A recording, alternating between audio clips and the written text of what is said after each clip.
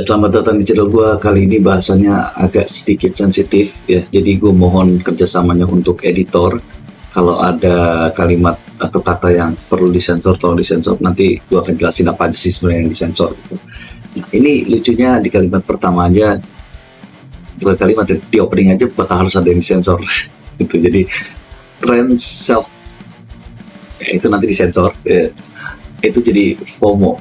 Ya, jadi kayak tren gitu kan. Ya, jadi belum lama ini media sosial TikTok itu dihebohkan dengan banyak tindakan live streamer TikTok yang melakukan nanti disensor lagi ya, demi diberikan gift ya, itu kayak saweran kayaknya, nggak tahu sih, gue nggak pernah pakai TikTok ya. Jadi semakin banyak goresannya maka akan semakin banyak gift yang didapatkan. Tren ini menjadi viral dan diikuti oleh banyak kalangan remaja dan anak-anak. Hal ini terbukti dari aksi yang cukup miris yang dilakukan 52 siswi SMP Bengkulu Utara yang melakukan sensor lagi dengan pergelangan tangan. Itu juga sensor ya, bagian ya, ya dengan benda ya di di sisi ada 23 siswi di SMPN 2 Sabtosari Gunung Kidul diketahui melakukan tindakan menyakiti diri sendiri ya dengan itu juga kayaknya perlu disensor ya. Seluruhnya berjenis kelamin perempuan, dan pada salah satu sekolah yang ada di Bali juga terdapat 45 siswa yang menjadi korban peristiwa yang menyayangkan ini gitu. Jadi ada banyak ya, ada berapa nih ya, lebih dari 100 orang dari berita yang gue sebut aja, belum sama yang belum gue sebut itu, yang atau gak ada di materi gue gitu. Jadi nggak cuma remaja ya sebenarnya, kalau misalnya kita lihat ya, bahkan ada dari siswa SD negeri Dauhan Situbondo Jawa Timur ya, kedapatan melakukan hal tersebut ya, mengikuti tren sosial media ya. Dan beberapa anak melakukan hal tersebut ya hanya dengan satu, tapi ada juga yang melakukan beberapa kali atau berkali-kali ya. Dan juga ada yang diduga siswi yang melakukan hal tersebut dikarenakan efek negatif dari bersosial media, dalam hal ini TikTok ya, di mana mereka mengikuti tren yang sedang ramai diperbincangkan ya. Intinya tindakan yang belum sendiri ya, itu kan kayak banyak banget. Intinya tindakan tersebut mendeskripsikan banyak sekali orang yang melakukan hal tersebut terhadap diri mereka sendiri, yang menggunakan cara yang disengaja ya, bukan nggak sengaja, yang disengaja gitu. Dan biasanya sih di tempat yang private ya, jadi nggak ada orang yang lihat, orang lain yang lihat gitu kan. Kalau misalnya kita mau pakai definisi lain ya, singkatnya sih kayak non suicidal self injury atau NSSI ya, ya ada singkatannya ya. Oke, mungkin kedepannya gue bakal singkat ini jadi NSSI ya.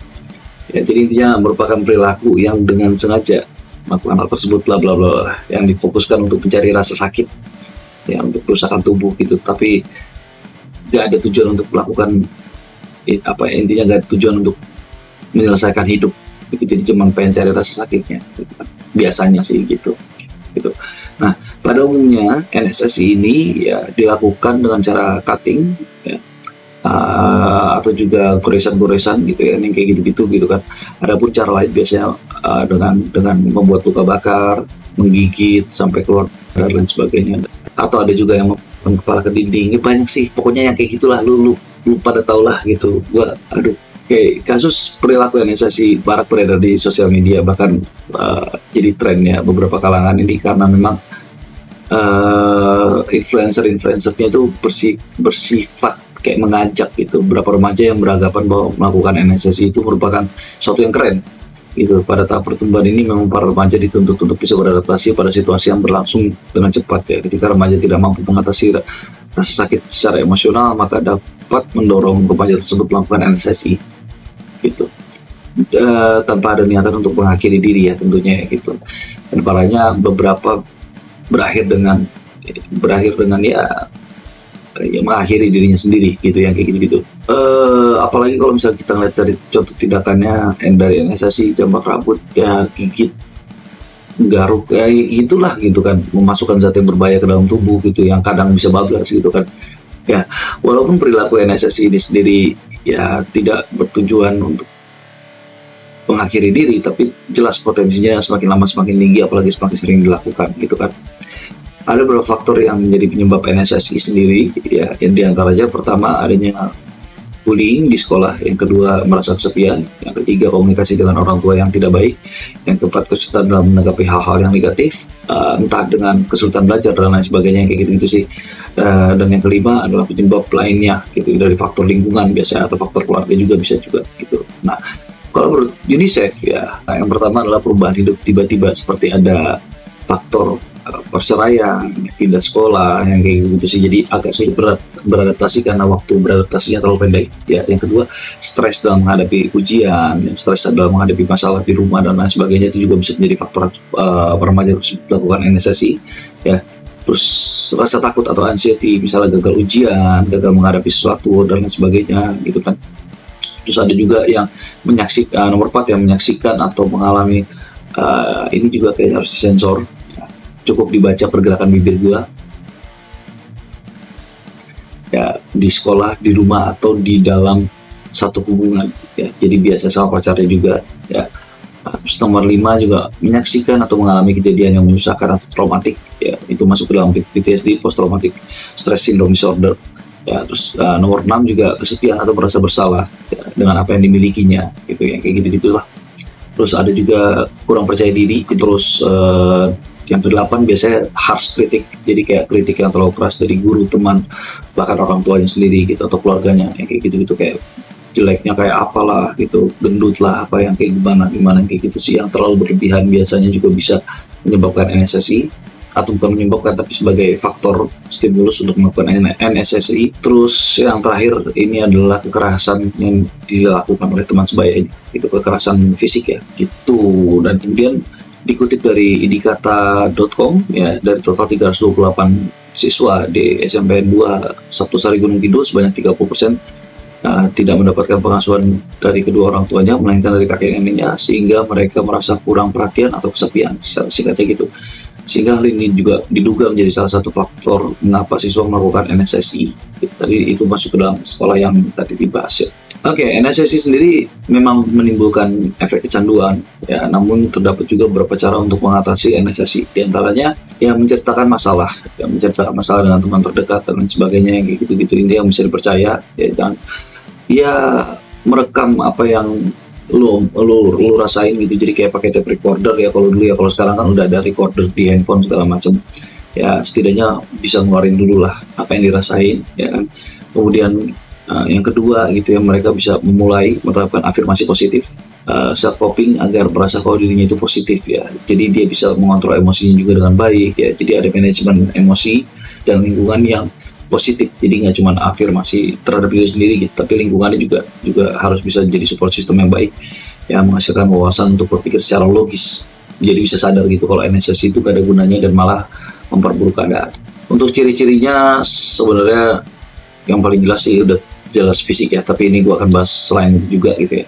Yang pertama untuk verbal biasanya lebih banyak diam ya, tidak mampu mengungkapkan perasaannya ya. Itu bahkan tadi gue bilang kalau misalnya orangnya agak sulit untuk berkomunikasi ya, dia bisa NSSI gitu, jadi stimulus untuk melakukan NSSI gitu. Karena tadi kan udah dibaca ya kalau di atasnya, kalau salah satu cara meminimalisir dampak dari NSSI adalah bercerita dengan orang dan sebagainya. Jadi kalau dia diam ya agak sulit gitu untuk mengungkapkan kayak wah gue lagi puyeng, gue lagi stres, gue nggak bisa ngapa-ngapain dan lain sebagainya. Terus yang kedua, kerap kali remaja menunjukkan perilaku yang sulit menjalin hubungan dengan orang lain, atau mungkin bahasa singkatnya sebagai ansos ya, walaupun nggak semua ansos melakukan NSSI ya gitu. Terus yang ketiga, perilaku dan emosi yang berubah dengan cepat atau impulsif ya, dan intens dan ya agak terduga lah. Jadi kayak sekarang lagi sedih, besok jadi ntar sore udah marah, ntar malaman tiba-tiba happy dan lain sebagainya gitu. Karena ya emosinya langsung keluar gitu. Kayak apa ya istilahnya, dia nggak terlalu meregulasi output dari emosinya gitu kan. Terus kira-kira ada nggak sih tindakan preventifnya gitu kan? Tindakan preventifnya mungkin yang pertama ya itu harus dirangkul dengan baik ya remajanya gitu kan. Maksudnya dirangkul bukan dirangkul doang ya, tapi kayak ajak bicara, suruh jadi support system yang baik itu, baik dari teman sebaya, teman lingkungan dekat, sekelas, guru BK, keluarga, orang tua dan lain sebagainya. Yang kedua adalah memberikan perhatian Ya kalau bisa dia ngerasa kurang yang perhatian berarti dinaikkan level perhatiannya jadi lebih banyak gitu kan. Kayak contoh berikan kesempatan pada anak untuk mengungkapkan perasaannya, jadi ya udah biarin aja dia ngomong gitu kan. Sampai udah selesai baru ditanggapi gitu, jadi dipotong-potong lah gitu kan. Terus atau mungkin kayak nggak menghakimi gitu, kayak nggak, lu nggak ngejudge apa yang dia lakuin dan lain sebagainya gitu kan. Atau ya bisa jadi kayak nggak usah banyak ngomong gitu, tapi lu ajak aja makan bareng apa gimana gitu, ajak melakukan kegiatan bareng gitu kan. Atau ya coba cari informasi tentang NSSI gitu kan, yang kira-kira ada nggak sih orang-orang yang melakukan sosialisasi kalau NSSI itu buruk dan lain sebagainya, kira-kira ada nggak sih sosialisasi di tempat lu gitu kan, yang gitu-gitu sih. Terus ada juga ya dampingin gitu, jadi pastikan dia nggak melakukan hal itu gitu, karena balik lagi biasanya dilakukan di tempat yang private, jadi kalau ada orang yang dia tidak, bukan tidak sih, tapi kemungkinan untuk melakukan NSSI-nya lebih kecil. Terus apalagi ya, oh ya bisa juga tadi ya gue bilang ya, dengan guru BK yang gitu-gitu, jadi sekolah juga harus sadar gitu, bukan bully ya, tapi kayak membanding-bandingkan dan lain sebagainya itu juga harus dihilangkan di budaya sekolah di Indonesia gitu kan, karena itu bisa jadi stimulus untuk NSSI dan coba mungkin buat sebuah environment yang lebih segar, lebih menerima gitu kan, keanekaragaman siswa-siswi yang ada di sana gitu.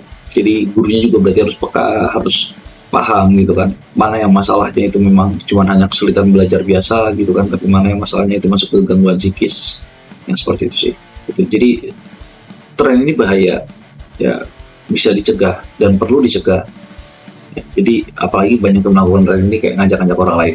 Paling itu sih ya materinya, dan mungkin gue juga bingung ya mau nambahin apa, karena jujur aja ini bukan spesialisasi gue untuk psikis klinis.